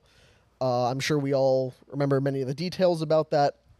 She had gone to the school as a kid herself, it seems. These are some of her photos, and you can see the transition of her going from looking like a fairly normal girl to being a freak until she finally went into the school that day and shot. Clearly mental problems. Yes, there's something going on. We'll get into that, Okay. because the details we have learned about this really show the extent to which that insanity ran. So between 10:11 a.m. and 10:25 a.m., she fired 152 rounds with 2 rifles and a sidearm. Her 6 victims, we want to, obviously commemorate them as well, because it's just been a little bit over a year since this happened. God rest their souls. Evelyn Dickhouse, William Kinney, and Hallie Scruggs, all age 9, and substitute teacher Cynthia Peak, who was 61, custodian Mike Hill, who was 61, and head of school Catherine Kuntz, who was 60. So this monster killed children and elderly people who worked at the school. Horrific. The police came in after, I believe, less than 14 minutes. In a textbook takedown. We're not going to play the video because, obviously we don't want to show that kind of thing here. Did did he commit suicide or they killed him? No, they took him down. They took her out after. They did. Oh, okay. And with it surgically in a textbook sweep of the building. Steve, you seen it? Yeah. Yeah. Okay. We just watched the video before the episode started. But the cops were praised at the time because this was, at the time of the shooting, it was a little over a year after Uvalde, when the cops stood there for an hour and blocked people from helping. Yeah. These guys went and in, arrested parents who tried to go into the school and save their own children. Yeah. So for as tragic as the situation was, the actions of the police definitely made it so it wasn't worse. They ventilated the shooter as they should have. She left the earth full of holes, and we say good riddance to that piece of filth. But the government response to this was insane, because within hours we learned that the shooter, identified as transgender, had been receiving counseling for years about her gender dysphoria. We knew she was insane. Like, everybody knew that. Absolute lunatic. We knew that from the first few days. And the government didn't want you to know that. They wanted to cover it up instead. Immediately after that, there were protests against anti-trans bills everywhere, because all they wanted to do was protect the sacred trans community from any sort of blowback from this. An organization that is a group for trans rights, and the whole activist organization, planned a Trans Day of Vengeance, where they were going to go out and protest and call for violence against transphobes. They ultimately canceled it because of the backlash that followed after the shooting. Gun control protests were standing around calling on legislators to ban guns, as they always do. They always blame the firearm for it. They were holding up 7 fingers. 7 victims. Well, as you saw from that photo, there were 6 victims. They were including the shooter in the victim? The victim count, because she was oppressed and put upon because she was trans. It was actually transphobia that drove her to it, they were insisting. She wasn't, unhinged because she was possessed of the delusion that a woman could become a man. She was only doing it because she was so burdened by the transphobia she had experienced in her life. I have a quote from Karine Jean-Pierre, this one not generated by geniuses on Twitter, but actually uttered by her own mouth. The trans community is under relentless attack from Republicans around the country. Rather than uplifting or supporting everyone in our communities and focusing on issues that matter to the American people, they want to target transgender Americans and take away their freedoms. That was in a press conference like 2 days after the shooting. At the same time that Biden declared a Trans Day of Visibility, less than 4 days after the shooter. Yeah, visibility. Yeah, meaning now we're visible because now we know who the hell's shooting freaking kids. Get out there and be visible. Yeah. It'd make it easier for the cops to identify you, I suppose. Yeah, unbelievable. To advance any political agenda after a mass shooting is crazy. Is that ridiculous? There's literally nothing you can do to anybody that could ever justify any sort of period. Anything about politics, shut the F up. People are dead. Crazy. Bro. But in Audrey Hale's car outside the school, they found a journal. And they found more writings when they went and searched her house. We didn't get any of that for months until November, when the Louder with Crowder team got these 3 pages leaked to them by a law enforcement source that they have not revealed, as well they should not, because Nashville authorities were making all kinds of threats against whoever leaked it. There was an active effort by the Nashville City Police and the FBI to make sure this did not get out anywhere. Mm-hmm. But what the Crowder leak revealed is that she wrote extensively about wanting to target Christians, wanting to target white people. It was a hate crime, essentially. Obviously. The government wouldn't call it a hate crime because anything you do against white Christians is totally acceptable. Yep. They can't be subject to that. But she wrote things like, I want to kill those kids, kill those crackers going to private fancy schools with those fancy khakis and sports backpacks. I want to shoot you with your mop yellow hair. I want to kill all you little crackers, bunch of little F slurs with your white privilege. This was what she was. I wonder where she's getting that type of mentality. I wonder. Wait, so she's transgender but calling people faggots? Yes. Nobody sees the irony. No, and also white and talking about wanting to kill people. She's white. Privilege. She's white. It's because we've talked about this before. I'm sorry for using that word, but she was using it, so I'm quoting her. When you are trans, you are automatically elevated to a category that puts you above anything else. Like sainthood. Yeah, exactly. It doesn't matter if you're white. If you're a white trans person, you've escaped your white privilege because now you're part of the oppressed group. You escape being an oppressor by being trans. Because trans people can't be oppressive. They're the ones who are weighed down and burdened by society, you see. So, of course, she's able to rant against white privilege despite being white herself because she's in that special category. Another page that Crowder leaked was her schedule. She had it planned out to the minute of how she was going to do this.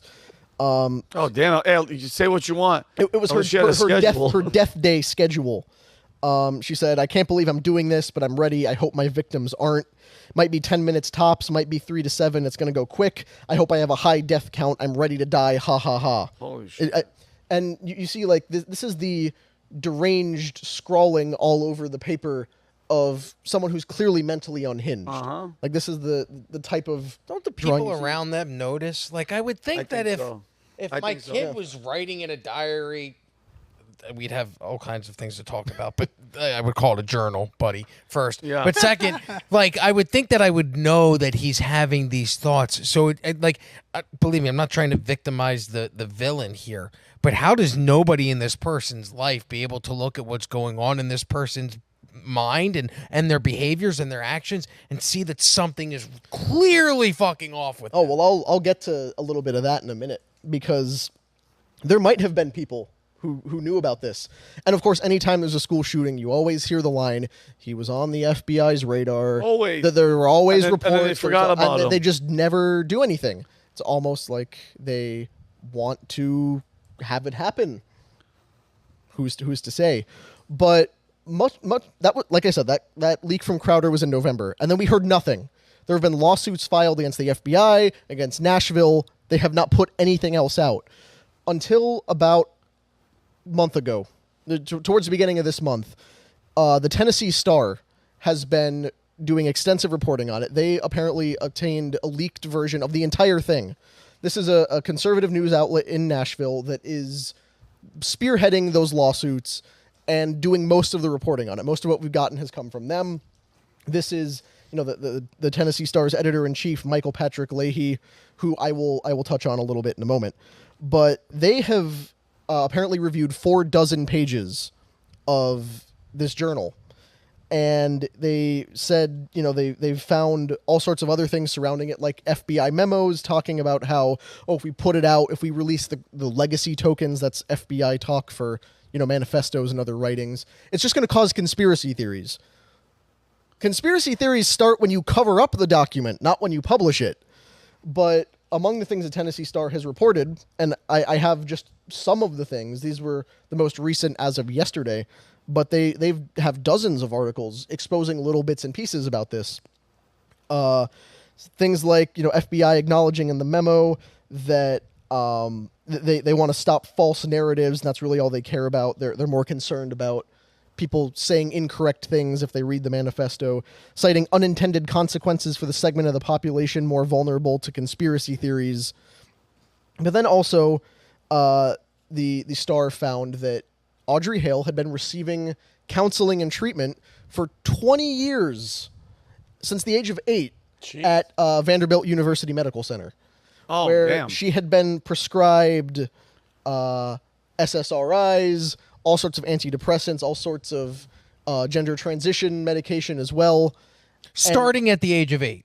That's when she started receiving treatment. It's not clear when she was put on medication like this, or to what extent the drugs allowed her to facilitate a transition.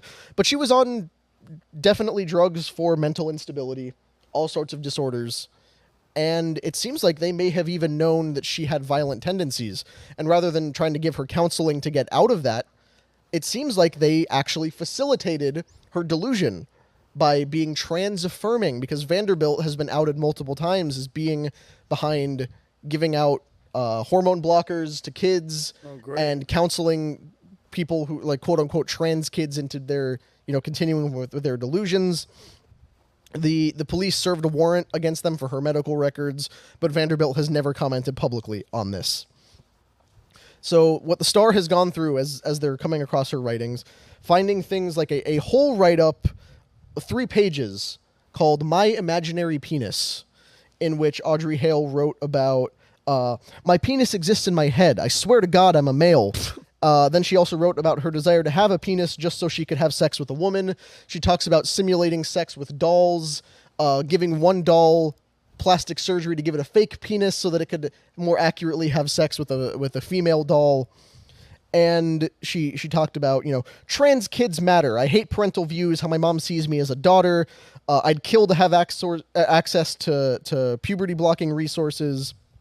And she also talked about, trans kids are the future. Bear in mind, this is a 28-year-old woman. This is not a kid. But in her mind, in her writings, she is still a child. She's treating herself like she's an infant and identifying with children. What about her parents, her mom and dad? What was her their parents role? seem to come from a conservative religious background. In her writings, it was extensively about her parents never affirmed her. Their Christianity was standing in the way of her transitioning. So overall, the entire manifesto is proving what everybody already knew. This was an unhinged transgender maniac who shot up a school because she wanted to go after Christians, because she felt like they were transphobes. I believe we had a picture of the whole write-up there. Part of where the Tennessee Star comes in again is that Michael Patrick Leahy was just coming to court on Monday in order to stand for contempt of court charges for leaking the documents and not identifying their source. We have a whole report on this on VT.com that you can go read details about. Ultimately, the case was dismissed against him late yesterday when he was, late last week when he was supposed to go testify. But there's still the possibility of contempt of court charges brought against him and all sorts of punishment against the outlet because they do not want this released, even as they're trying to sue to get it public. But just to bring it home here, the Biden administration has doubled down so hard on transgender awareness, Transgender Day of Visibility. And, we're in Pride Month right now. We're in the midst of it here. a little while back, Biden tweeted, this International Day of Trans Visibility in trans remembrance, we want to commemorate all the violence against them. I put this in response to him. Like, this is on International Day of against homophobia a little while ago. So I asked the question, here's the transgender shooter who killed 6 people last year. Any commentary on this kind of hate-fueled violence? Maybe you'd like to call for a certain manifesto to be released publicly in honor of this sacred day. Just a thought. But from the highest levels, they have gone out of their way to make sure you don't know what is in this manifesto. But we knew day one what it was. As soon as we heard that it existed, we knew this was a violent hate crime targeting Christian children by someone who thinks that all white Christians are transphobes. And what do you think the main reason, because I want to ask all you guys, what is the main goal of the government, media, everybody? Because this isn't the first time I've seen them try to stop the public from knowing that a transgender male, I get too confused. I don't want to get into that. That the person that's responsible for murdering or causing harm or anything is a trans, and they want to keep it from us. Well, it goes far beyond the Covenant School shooting. Joel Osteen's church a while back was shot up by a female immigrant who used male pronouns. I remember that. There was a school in Iowa that was shot up by a kid who identified as gender fluid. I believe we also have a screen grab of an article that Shane wrote not too long ago about this lovely gentleman here who is definitely not Alf in a wig or anything, but this guy was inspired by the Covenant School shooting. Look at this. Look, by the way, I want everybody to look at this fucking person. Zoom in on that. Could you zoom in on this guy, Kelly? Look at this fucking beauty. That's a guy. Beautiful woman right there, right? Jeffrey Dahmer glasses. Psycho. Yeah. But he wrote extensively online about how he wanted to rape little girls in public bathrooms, and he was planning a school shooting before the FBI intervened, and finally one time actually managed to stop the guy. So Steve, what do you? So with this whole trans, because this is me personally, and then I'll send it to you. But I think with the trans situation, there's something. I don't know if it's trauma. I don't know if it's sexual abuse when they're young. I don't know. I'm not a freaking doctor. I think there's something going on, and instead of trying to figure out the main root cause of what's going on, because transgenders have been around forever, I get it, but it's been accelerated. It's happening more. They are overly protected, as we're seeing just in general in society and everything.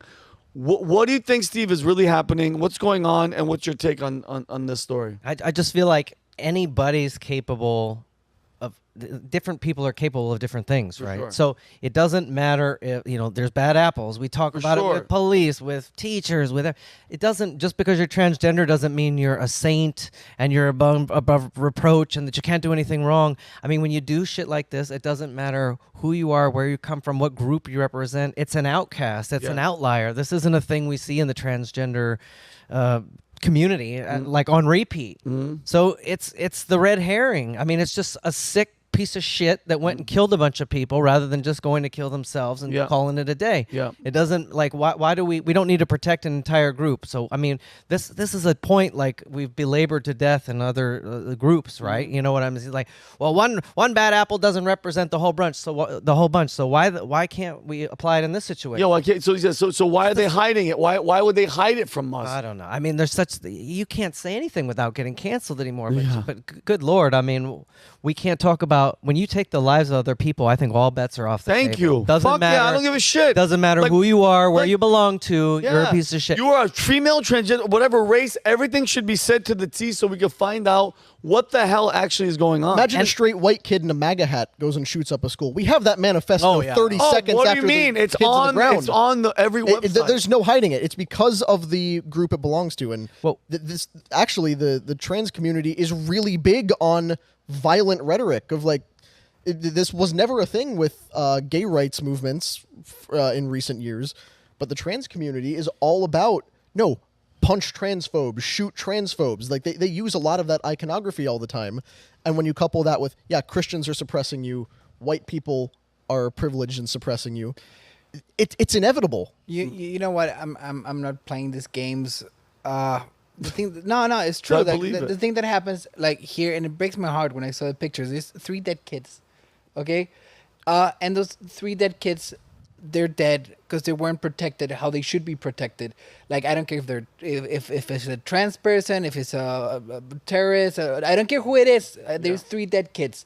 And if we put half the effort that we put on, like, taking care of banks, there's always 2 police guys outside. Taking care of malls, there's always 2 armed police guys outside. There's never 2 armed police outside schools. Now, I mean, there is. But you know what? In California, especially in front of the Jewish schools, security and a cop. Jewish people don't F around. I give them those props. are private schools. But yeah, I mean, the majority of the school, yeah, I mean, they protect their kids. Are the future of this country. Now, it's a phrase that you hear all the time by politicians. But kids is our most valuable resource. That's what America is going to be in 10 years, 20 years, 30 years. And I don't think they're protected enough. Because, like, this is going to happen. If you have a place where there's no weapons allowed, when you have, like, vulnerable children, school teachers, you know, like, this is bound to happen. It doesn't matter what group does this, but after you have 3 dead kids, you know, like, I'm just done and over it, you know? Yeah, no, I trust me.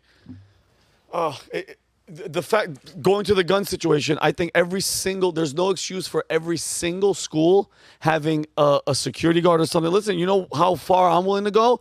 Put a fucking turret, a gun turret, and if they see anybody walking in with a gun that's not a cop, you get shot. I don't give like, the most unprotected, should be protected place is the most vulnerable or schools. That's what I'm getting at. Yeah. Oh, I agree. At least, I'm an ex-military guy. Steve, would you, as an ex-cop, because we have to wrap up, as an ex-cop, would you just on the side, couple hours a day, because there's gonna be a rotation of other people, would you go to like a local, I don't know, middle school, and just for 2 or 3 hours a day, you're just there undercover walking around fucking armed, and they know that there is a person here armed? I mean, in Colorado, we had police at every school. There was SROs. They were stationed there. I mean, I had to go do it after a kid got stabbed at the high school. See? It was miserable because everybody's taunting you and Yeah, being of a course. piece of shit to you. But what I'm saying is, like, it's an important thing to have. And you know what? The thing that I think that modern America expects is that, well, like, you should take a bullet before, you know, just to make sure. Just take a bullet, make sure. You know, I think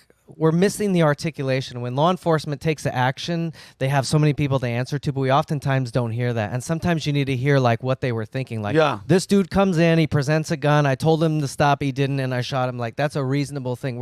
We've stopped evaluating that, but it depends on who the person was and what group they belong to and all this other bullshit. It doesn't. It depends on the circumstances. The circumstances. Yeah, it does. It calls for it. But I don't know. I mean, we haven't had a mass shooting, school shooting for a while, but now it's election year. Watch, I'm telling you guys right now, something big's going to happen. Besides, I think the terrorist thing, maybe the alien thing, but there's going to be another crazy, wild something that's going to happen that's going to divide the country. Antifa and what's the other one? Black Lives Matter. They've been They on haven't vacation. found a new Floyd yet. They haven't found it yet. But trust me, they're looking. Something's going to They happen. will find it and he's going to be Palestinian. Read my words. Oh, yeah, no. Take that to the bank. I think so, too. But, all right, guys. Steve, thank you so much. Thank you for being here. Pleasure. We're going to dinner with Kelly. I don't know where we're going yet. Barbecue or what was it? Korean barbecue? Are we going to Korean barbecue? Or It's regular barbecue. Okay, well, whatever. It'll be barbecue. I'm going to pass out. But everybody, thank you guys so much for tuning in. If you haven't subscribed, boom! Watch, look how perfect. That was perfect. Hit the subscribe. Hit the notification bell. And, guys, I love you all. Have a fantastic weekend. And we'll see you guys Wednesday. Peace and love. We're out.